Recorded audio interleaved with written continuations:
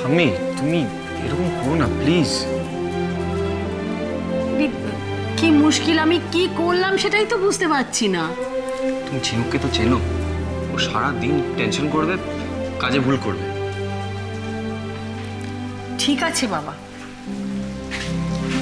আমি তোদের জন্যই রাখছি, বলো তো। রাত্রে খেয়ে যা সেখানে, কেমন? আর দেরি করিস না, এবার রওনা হয়ে যা।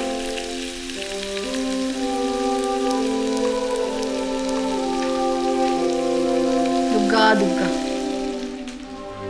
চল।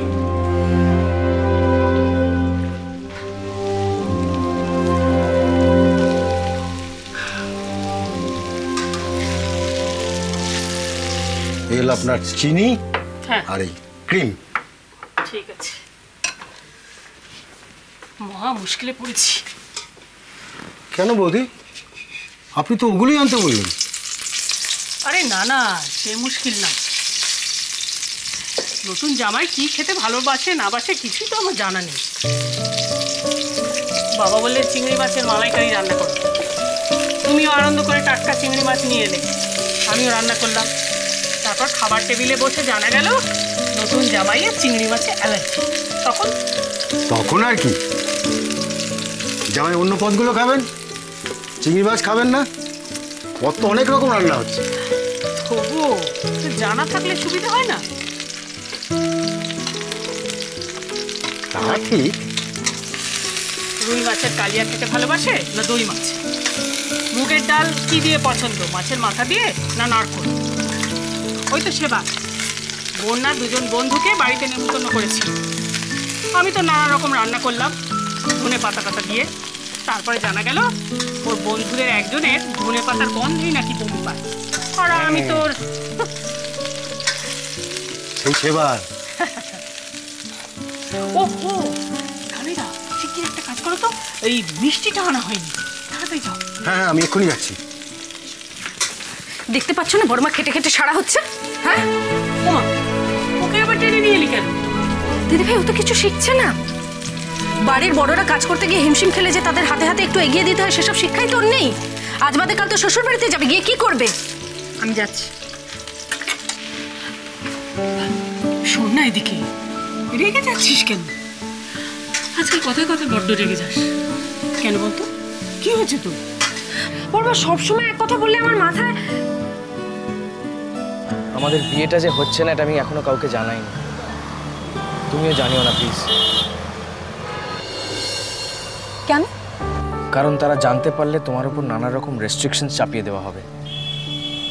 তাই অন্তত গোরাকে খুঁজে পাওয়া পর্যন্ত প্লিজ একটু অ্যাক্টিং করো, একটু সবার কথা শুনে চলার চেষ্টা করো। ঠিক আছে, আয় তো আমার সঙ্গে আয়। দেখি রে, এনে ধর ধর, এটা ধর, এটা নাড়াচাড়া কর। আলু ভাজা হয়ে গেছে, এটা ভাজা হয়ে গেলে আলুটা এর মধ্যে দিবি, একটু নুন দিবি, একটু অল্প করে মিষ্টি দিবি, দিয়ে জল দিয়ে চাপা দিয়ে দিবি, অল্প জলের ছিটে দিবি, ঠিক আছে? কিন্তু বড়মা,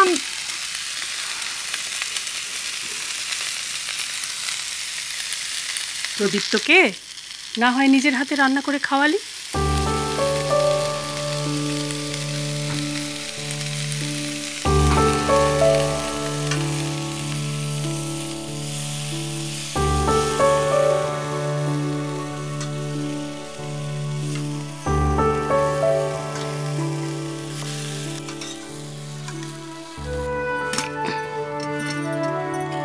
এবারে একটু পায়েস খাও, দেখো তো কেমন হয়েছে। এলাচ দিইনি, চিন্তা নেই। কি হলো, ভালো হয়েছে? নাও আরেকটু নাও। কি হলো ভোম্বল, কিছু বলছো না কেন? ভালো লাগছে না?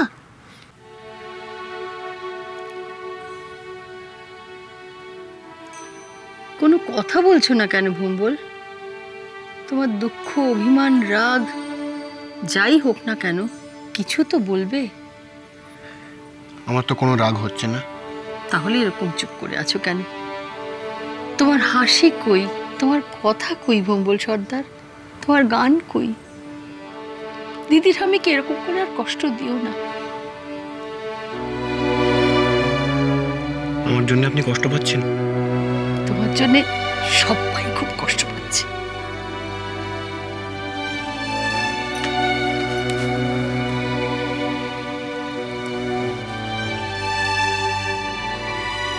ঝিনুক, টিনটিন, কুমু, পুপে,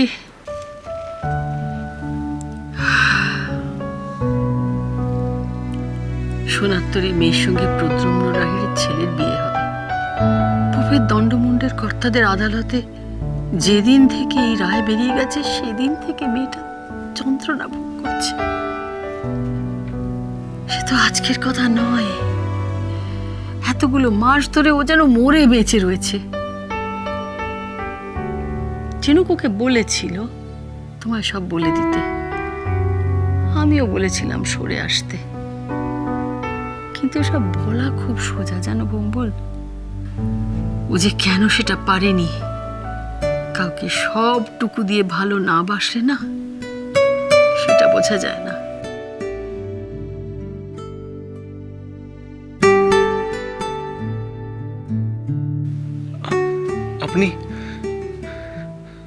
আপনারা সব জানতেন?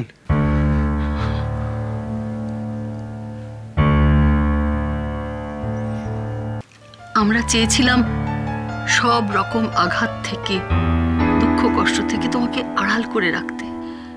ভেবেছিলাম যে পুপেই হয়তো সমস্যাটা মিটিয়ে নিতে পারবে। আর তাছাড়া তোমার সঙ্গে প্রদীপ্তর যা সম্পর্ক, তুমি এই সমস্ত কথা জানতে পারলে তোমার ব্যক্তিগত সম্পর্কগুলো সব ওলট পালট হয়ে যাবে। এইসব ভেবেই আমি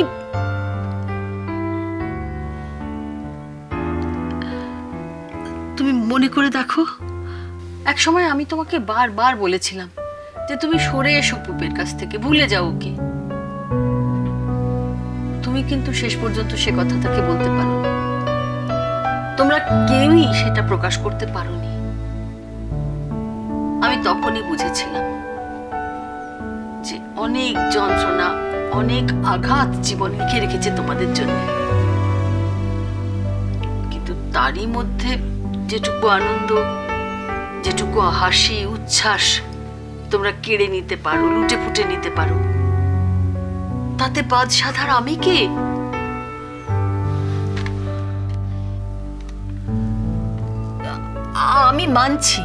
আমি মানছি যে আমরা যদি তোমাকে আগে কথাগুলো বলে দিতাম তাহলে হয়তো সোনার তরীর নিষ্ঠুরতা তোমার বুকে এত বড় করে বাজতো না।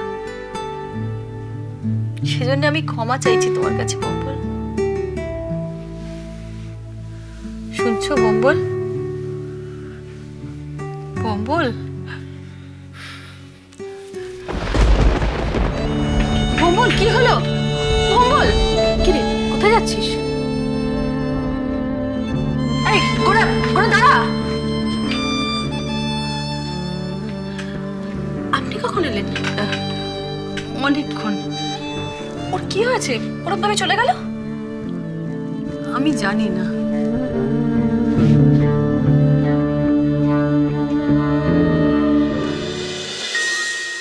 গানে